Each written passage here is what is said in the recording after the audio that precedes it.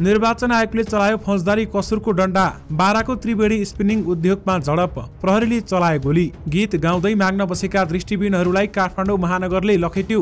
जता गए पनि अबको प्रधानमन्त्री तपाईँ नै हो भन्छन् भन्दै प्रचण्डले भने।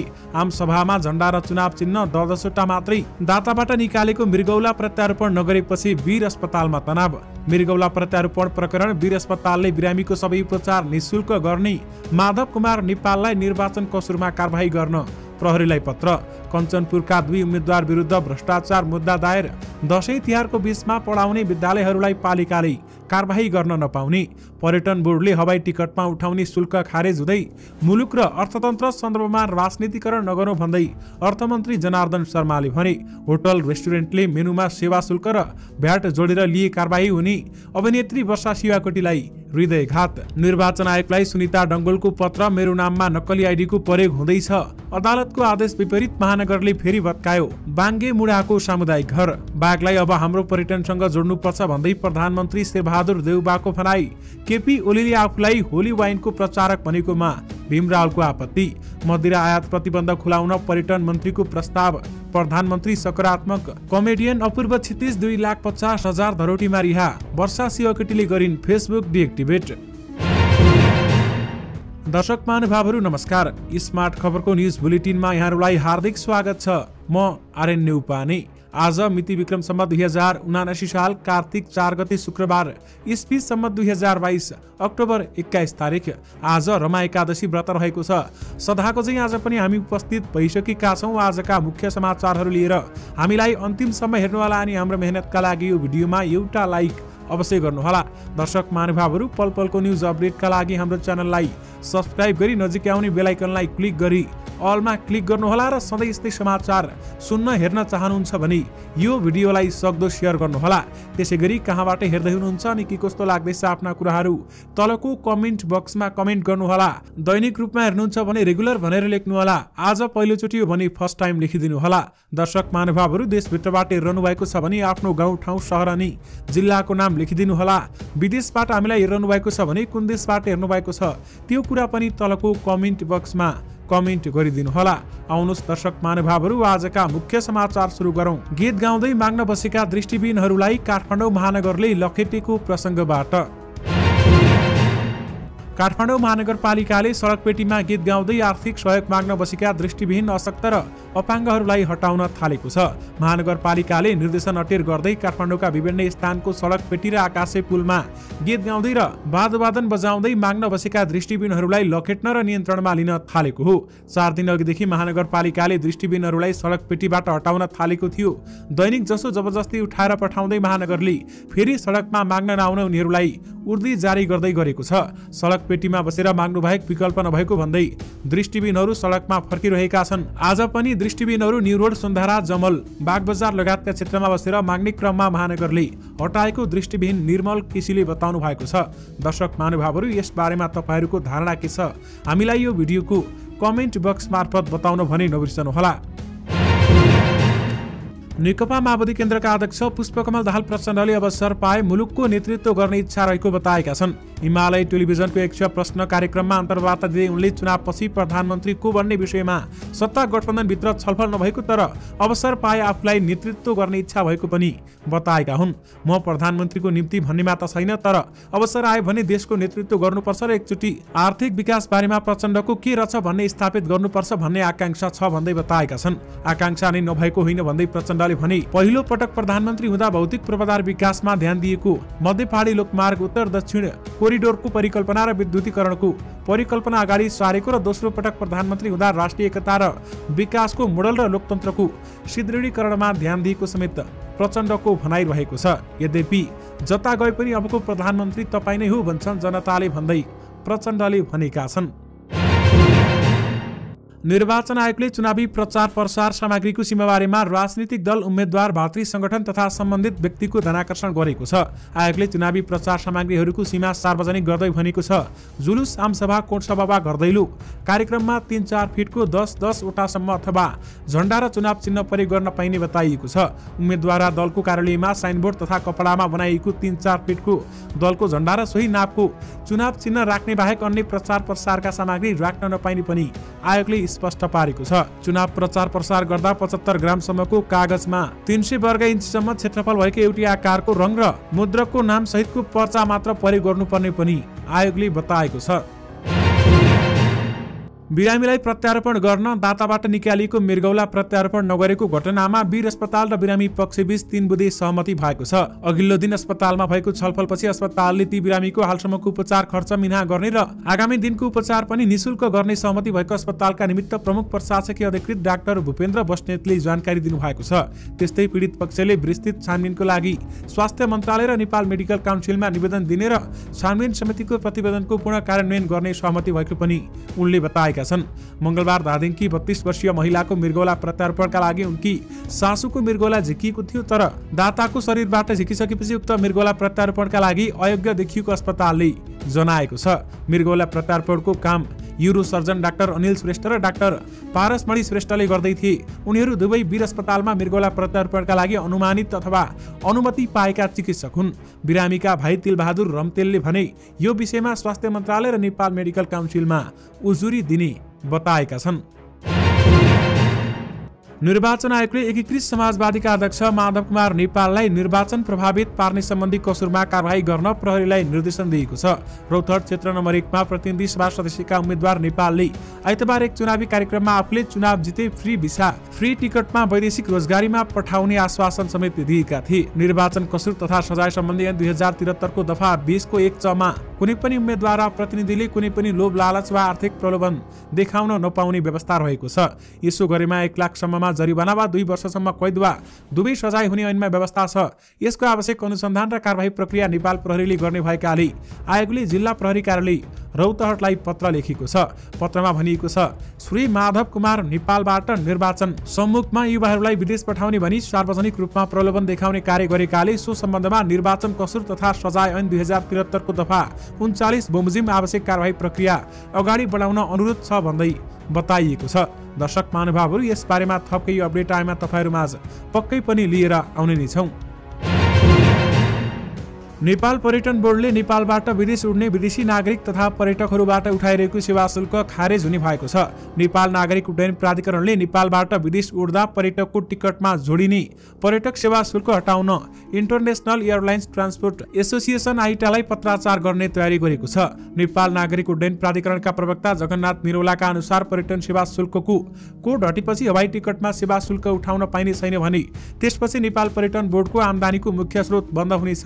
बोर्डले नेपालबाट विदेश उड्ने विदेशी नागरिकबाट प्रति टिकट 1000 रुपियाँ र मूल्य विवृद्धि कर उठाउने गरेको छ। चालु आर्थिक वर्ष 2078-79 मा 5 लाख पर्यटक नेपाल आउने अनुमान सहित बोर्डले बजेट बनाएर कार्यान्वयन थालेको छ। प्राधिकरणका प्रवक्ता निरौलाका अनुसार बोर्डले यसरी उठाइरहेको सेवा शुल्क नियमसङ्गत नरहेको प्राधिकरणको निष्कर्ष समेत रहेको छ। यानि कि पर्यटन बोर्डले हवाई टिकटमा उठाउने शुल्क खारेज गर्ने बताएको छ। अभिनेत्री वर्षा शिवाकोटीलाई माइनर हार्ट अट्याक भएको छ। उनले सामाजिक सञ्जालबाट यसको जानकारी दिएकी छन्। बुधबार अपराह्न हृदयघात भएपछि ललितपुर स्थित मेडिसिटी अस्पताल लगेको थियो भने त्यहाँ जाँचपछि अहिले निवासमै आराम गरिरहेकी छन्। चिकित्सकले धपेडी नगर्न र आराम गर्न सल्लाह दिएका छन्। विभिन्न सञ्चार माध्यममा समाचार प्रकाशित भएपछि उनले फेसबुक पोस्ट पुनः सम्पादन गर्दै भूकम्पको कारण आफूलाई मिनी हार्ट अट्याक भएको समेत उल्लेख गरेकी छन्। दर्शक महानुभावहरू, 27 वर्षीय अभिनेत्री पछिल्लो समय देश विदेशमा घुमघाममा व्यस्त थिइन्। वर्षा पछिल्लो समय वैवाहिक सम्बन्धलाई लिएर समेत चर्चामा रहेकी छन्। काठमाडौँ महानगरपालिकाकी उपमेयर सुनिता डङ्गोलले आगामी 4 मङ्सिरमा हुने प्रतिनिधि सभा तथा प्रदेश सभा सदस्यको निर्वाचनलाई स्वच्छ, स्वतन्त्र, निष्पक्ष, विश्वसनीय, भयरहित र पारदर्शी रूपमा सम्पन्न गर्ने कुरामा आफ्नो तर्फबाट आयोगलाई पूर्ण सहयोग रहने बताएकी छन्। आयोगलाई एक पत्र लेख्दै डङ्गोलले आयोगबाट भइरहेको काम कारबाही बारेमा जानकार रहेको भन्दै उपप्रमुखको हैसियतले गर्नुपर्ने आचार संहिताको परिपालना, समन्वय र सहयोगको लागि समेत संवेदनशील रहेको बताएकी छन् भने आयोगबाट जारी भएको निर्वाचन आचार संहिता 2079 बमोजिम पालना गर्नुपर्ने आचार संहिता र आचरणको पालना गरिरहेको भन्दै उनले आफ्नो नक्कली परिचय खडा गरी सामाजिक सञ्जालको दुरुपयोग भइरहेको बताएकी छन्।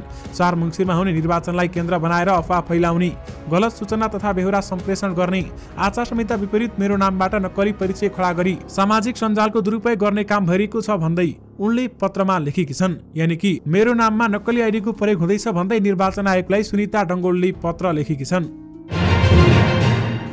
नेकपा एमालेका नेता भीम रावलले अध्यक्ष केपी शर्मा ओलीले आफूलाई होली वाइनका प्रचारक भनेकोमा आपत्ति जनाएका छन्। हाल एक टेलिभिजन अन्तर्वार्ताका क्रममा ओलीले होली वाइनका प्रचारक एकनाथ ढकाल नभइकन भीम रावल भएको बताएका थिए।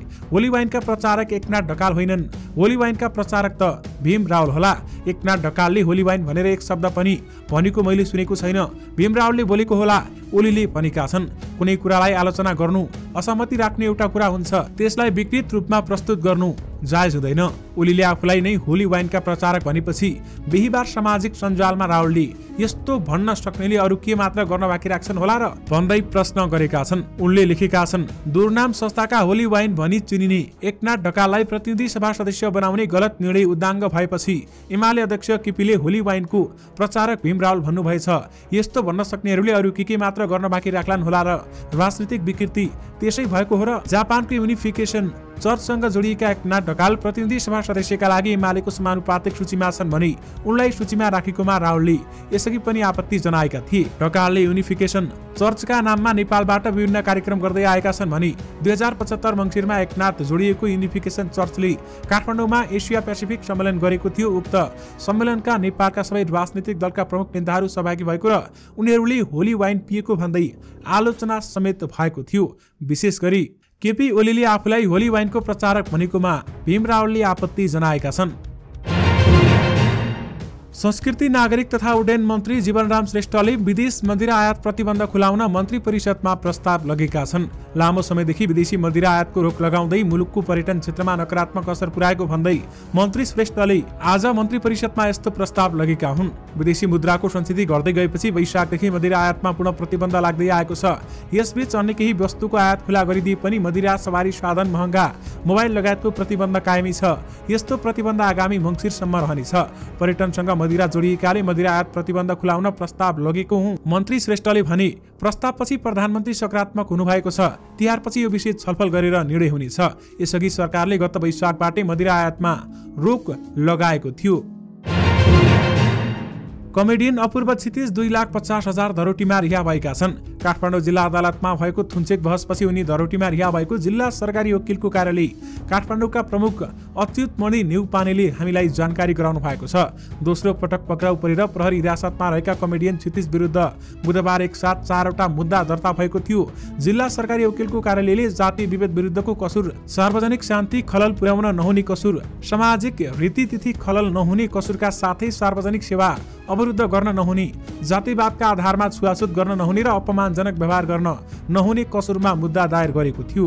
जातीय विभेद सम्बन्धी कसुर गरेको आरोपमा प्रहरीले उनलाई असोज 31 मा दोस्रो पटक पक्राउ गरेर हिरासतमा राखेको थियो। कोरोना भाइरस संक्रमण भएपछि यसअघि उनी भदौ 22 मा हाजिर जमानीमा रिहा भएका थिए भने बुधबार सरकारी वकिल कार्यालयले अदालतमा मुद्दा दर्ता गरेसँगै बिहीबारदेखि उनी विरुद्ध थुन्चेक बहस भएको छ। अपूर्वमाथि नेवा समुदायको भावनामा आँच पुर्याएको आरोप छ भने कमेडी क्याफे नामक युट्युब च्यानलबाट अपलोड गरिएको नेवारको परम्परा शीर्षकको सामग्रीमा नेवारी समुदायले आपत्ति जनाएका थिए। विवाद भएपछि सिंहले यो भिडियो युट्युबबाटै हटाएका छन् र उनी भदौ 12 मा पहिलो पटक पक्राउ परेका थिए। अभिनेत्री वर्षा शिवाकोटीले फेसबुक डिएक्टिभेट गरेकी छन्। उनको फेसबुक बिहीबार दिउँसोदेखि डिएक्टिभेट भएको छ। उनले पछिल्लो पटक मिनी हार्ट अट्याक भनेर फेसबुक पोस्ट गरेकी थिइन्। त्यसपछि उनलाई धेरैले कमेन्टमा स्वास्थ्य लाभको कामना समेत गरेका थिए। त्यसपछि उनले उक्त पोस्टलाई एडिट गर्दै अर्थक्वेक फेल्ड भनेर ह्यासट्याग समेत थपेकी थिइन् भने वर्षाको उक्त पोस्टमा थुप्रैले विभिन्न खालका प्रतिक्रिया दिइरहेका थिए। तर अपराह्नदेखि वर्षाको फेसबुक डिएक्टिभेट भएपछि मानिसहरूलाई यस बारेमा चासो भएको छ। आखिर किन उनले फेसबुक डिएक्टिभेट गरिन् त भनेर धेरैले आश्चर्य व्यक्त समेत गरिरहेका छन्। यस बारेमा थप अपडेट आउन भने बाँकी रहेको छ। प्रधानमन्त्री शेरबहादुर देउवाले नेपालमा रहेका बाघहरूलाई पर्यटनसँग जोड्नु पर्ने बताएका छन्। बिहीबार राष्ट्रिय प्रकृति संरक्षण कोषको 40औं वार्षिक उत्सव समारोहमा बोल्दै कोषका संरक्षक समेत रहेका प्रधानमन्त्री शेरबहादुर देउवाले संख्या बढेसँगै बाघ मानव द्वन्द्व बढ्नु चुनौतीको विषय रहेको बताए। चुनाव पछिको सरकारले बाघलाई पर्यटनसँग जोडेर नयाँ कार्यक्रम ल्याउने उनको भनाइ थियो। बाघको संख्या अत्याधिक बढेको सन्दर्भमा हामीले यसलाई पर्यटन जोडेर नयाँ पर्यटनको विकास गर्न सक्यौं भने यसबाट मुलुकको अर्थतन्त्रलाई टेवा पुग्छ। यति बेलामा हामी मुलुकमा महानिर्वाचनको पूर्व सन्ध्यामा छौं। प्रधानमन्त्री शेरबहादुर देउवाले भने मैले अब बन्ने सरकारले बाघलाई पर्यटनसँग जोडेर नयाँ आयाम कार्यक्रम सुरु गर्ने वचनबद्धता व्यक्त गर्न चाहन्छु भन्दै बताएका छन्। भाङ्गेमुडा स्थित सामुदायिक घर त्वाछे नभत्काउन उच्च अदालत पाटनले दिएको अन्तरिम आदेश विपरीत काठमाडौँ महानगरपालिकाले त्यहाँका संरचना फेरि भत्काउन सुरु गरेको छ। त्वाछे समितिले दिएको टिममा गत बिहीबार पहिलो सुनवाई गर्दै न्यायाधीश रमेश ढकालको एकल इजलासले अन्तरिम आदेश दिएको थियो। उक्त आदेश उल्लङ्घन गर्दै काठमाडौँ महानगरपालिका वडा नम्बर 25 ले बिहीबार त्यहाँका संरचना भत्काएको हो। विभिन्न सामुदायिक गतिविधिमा प्रयोग गर्न स्थानीय स्रोत र श्रमदानमा आजभन्दा 44 वर्ष अघिदेखि उक्त सामुदायिक घर निर्माण गरिएको थियो। सार्वजनिक जग्गामा बनेको घर भत्काएर वडा कार्यालय बनाउन काठमाडौँ महानगरले असोज 14 गते डोजर चलाएको थियो। महानगरको यो कदम विरुद्ध दायर रिटमा अन्तिम टुङ्गो नलागुन्जेलसम्म अथवा सामुदायिक भवन भत्काउने वा त्यसमा भौतिक क्षति पुग्ने कुनै पनि काम कारबाही नगरी यथास्थितिमा राख्न अदालतले भनेको छ। वडा कार्यालयले भने बिहीबार कामदारहरू पठाएर पहिलो र दोस्रो तल्लाको ढलान पाल पार्यो। कामदारहरूले सुरुमा घन खनेर ढलान पाल पारेका थिए, पछि ड्रिलर चलाइएको थियो। विशेष गरी अदालतको आदेश विपरीत काठमाडौँ महानगरले फेरि बाङ्गेमुडाको सामुदायिक घर भत्काएको छ। वाणिज्य आपूर्ति तथा उपभोक्ता संरक्षण विभागले मेनुमा उल्लेख भए बाहेक अतिरिक्त रकम उपभोक्ताबाट नउठाउन होटल रेस्टुरेन्टलाई सचेत गराएको छ। विभागले बिहीबार एक विज्ञप्ति जारी गर्दै होटल तथा रेस्टुरेन्टले मेनु मूल्यमै सेवा शुल्क र भ्याट जोडेर मुल्कत तोकेको हुने भन्दै थप रकम नलिन आग्रह गरेको छ। होटल तथा रेस्टुरेन्टले त्यसरी रकम लिने गरेको गुनासो विभागमा परेको र त्यस्तो कार्य उपभोक्ता संरक्षण विरुद्ध भएको विभागले स्पष्ट पारेको छ। मूल्य अभिवृद्धि कर नियमावली 2053 को उपनियम 14 खले बिक्रीका लागि राखिएको वस्तुमा व्यवसायीले सेवा शुल्क, सबै कर र सबै सुविधा जोडेर मूल्य तोक्ने व्यवस्था गरेको विभागले प्रस्ताएको छ। यानि कि होटल रेस्टुरेन्टले मेनुमा सेवा शुल्क र भ्याट जोडेर लिए कारबाही हुने बताइएको छ। अर्थमन्त्री जनार्दन शर्माले निर्वाचनको पूर्व सन्ध्यामा मुलुक र अर्थतन्त्रका सन्दर्भमा कसैले पनि राजनीतिकरण नगर्न आग्रह गरेको छन्। उनले बजेटले लिएको मुख्य लक्ष्य आन्तरिक उत्पादन बढाएसँगै आयात प्रतिस्थापन गर्न वित्तीय क्षेत्रको कर्जा त्यसतर्फ केन्द्रित हुनुपर्नेमा रहेको भन्दै त्यसलाई कार्यान्वयन गर्नुपर्नेमा जोड दिएका छन्। अर्थमन्त्री शर्माले आज मुलुकको आर्थिक व्यवस्था, बैंकको ब्याजदर र वित्तीय लागत न्यूनीकरणका लगायतका विषयमा प्राप्त सुझाव कार्यान्वयनका सम्बन्धमा विभिन्न सरकारवालाहरूसँग छलफल गरेका हुन् भने छलफलमा अर्थमन्त्री शर्माले पछिल्लो समय अर्थतन्त्रमा परेको दबावलाई सबैले मिलेर समाधान गर्नुपर्ने बताए। अर्थतन्त्रमा परेको चापलाई समाधान गर्न सबै मिलेर उपाय खोज्नुपर्छ भन्दै उनको भनाइ रहेको छ र साथमा मुलुक र अर्थतन्त्रका सन्दर्भमा राजनीतिकरण नगरौँ भन्दै अर्थमन्त्री जनार्दन शर्माको भनाइ छ। बाराको जितपुर सिमरा उपमहानगरपालिका 9 छाता पिपरा स्थित त्रिवेणी स्पिनिङ उद्योगमा मजदुर र प्रहरीबीच झडप भएको छ। झडपलाई नियन्त्रणमा लिन प्रहरीले 1 राउन्ड गोली र 34 राउन्ड असुर ग्यास समेत प्रहार गरेको छ भने झडपमा परि नेपाल प्रहरीका प्रहरी नायब परीक्षक युवराज तिमिल सुना, प्रहरी निरीक्षक राजकिशोर स्वाहा तेली लगायत 10 जना प्रहरी समेत घाइते भएका छन्। उनीहरूको सिमरा स्थित अल्पाइन अस्पतालमा सामान्य उपचारपछि थप उपचारका लागि वीरगञ्जको गण्डक अस्पताल लगिएको जिल्ला प्रहरी कार्यालय बाराले जानकारी दिएको छ। भिडलाई तितरबितर गर्न प्रहरीको तर्फबाट 34 राउन्ड अश्रु ग्यास समेत र सर्ट गनबाट 1 राउन्ड हवाई फायर गरेको जिल्ला प्रहरी कार्यालय बाराका प्रमुख प्रहरी उपरीक्षक होविन्द्र बोगटीले जानकारी दिनुभएको छ। यानि कि बाराको त्रिवेणी स्पिनिङ उद्योगमा झडप भएको छ भने प्रहरीले गोली चलाएको छ। कञ्चनपुरको तत्कालीन महेन्द्रनगर नगर विकास समितिको जग्गा खरिद बिक्रीमा अनियमितता भएको भन्दै अख्तियार दुरुपयोग अनुसन्धान आयोगले 37 जना विरुद्ध भ्रष्टाचार मुद्दा दायर गरेको छ। आयोगले नगर विकास समितिका 3 जना पूर्व अध्यक्ष, समितिमा कार्यरत कर्मचारी, मालपोत कार्यालयका कर्मचारी, बेचौलिया र जग्गा खरिद गर्ने व्यक्ति समेत विरुद्ध विशेष अदालतमा मुद्दा दायर गरेको हो। अख्तियारले बुधबार दायर गरेको उक्त मुद्दामा मङ्सिर 4 गते हुने प्रतिनिधि सभा सदस्य र प्रदेश सभा सदस्य पदमा उम्मेदवारी दिएका 2 जना समेत प्रतिवादी बनाइएका छन्। नागरिक उन्मुक्ति पार्टीबाट क्षेत्र नम्बर 1 को प्रदेश सभा 1 मा उम्मेदवारी दिएका पल्टु राणा र क्षेत्र नम्बर 3 मा प्रतिनिधि सभाका लागि स्वतन्त्र उम्मेदवारी दिएका मदन दमाई पनि प्रतिवादी बनाएका हुन्। अख्तियारका अनुसार जग्गा खरिद बिक्री घोटालाको घटना हुँदा राणा नगर विकास समितिको अध्यक्ष थिए भने मदन दमाई बेचौलियाको भूमिकामा थिए भन्दै बताइएको छ। यानि कि कञ्चनपुरका 2 यी उम्मेदवार विरुद्ध भ्रष्टाचारको मुद्दा दायर भएको छ। कपिलवस्तुको शिक्षा विकास तथा समन्वय इकाइले विद्यालय खोलेकै आधारमा विद्यालयलाई कारबाही नगर्न बाणगंगा नगरपालिकालाई पत्र काटेको छ। बाणगंगा नगरपालिकाले दशैं तिहारको बीचमा पठन पाठन गर्ने नगरभित्रका संस्थागत विद्यालयहरूलाई कारबाही गर्न र नगरपालिकाबाट दिइने कुनै सुविधा नदिने चेतावनी दिएको थियो। त्यस विरुद्ध विद्या मन्दिरका संस्थापक प्रिन्सिपलले शिक्षा विकास तथा समन्वय इकाइ कपिलवस्तुमा उजुरी दिएका थिए। त्यसपछि इकाइले नगरपालिकालाई पत्र पठाउँदै भनेको छ, नेपाल सरकारले निश्चित गरेको समय बाहेक विद्यालय खोली पठन पाठन गरे बापत विद्यालयहरूलाई कारबाही गर्न मिल्ने कानुन, संघीय शिक्षा ऐन तथा नियमावलीमा कतै पनि व्यवस्था नभएको बेहोरा जानकारीका लागि अनुरोध छ भन्दै बताइएको छ। दर्शक महानुभावहरू, यो सँगै तपाईँहरूमाझ आजका सबै मुख्य समाचारहरू राखिसकेका छौँ। फेरि पनि तपाईँहरूमाझ नयाँ मुख्य समाचारको साथमा उपस्थित हुने नै छौँ। अहिलेलाई भने मलाई बिदा दिनुहोस्। नमस्कार।